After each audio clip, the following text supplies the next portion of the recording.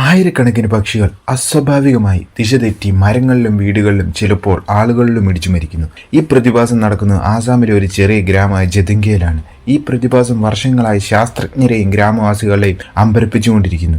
ഈ അപൂർവ പ്രതിഭാസത്തിന് പിന്നിലെ കാരണം ഇപ്പോഴും ചർച്ച ചെയ്യപ്പെടുന്നു. പല സിദ്ധാന്തങ്ങൾ മുന്നോട്ട് വെച്ചിട്ടുമുണ്ട്. ഒന്നാമത്തത് ഭൂപ്രകൃതി. ചതിങ്കയിലെ താഴ്വാരയുടെ പ്രത്യേക ഭൂപ്രകൃതി പക്ഷികളുടെ നാവിഗേഷൻ സംവിധാനത്തെ ആശയക്കുഴപ്പത്തിലാക്കും. രണ്ടാമത്തത് കാലാവസ്ഥ.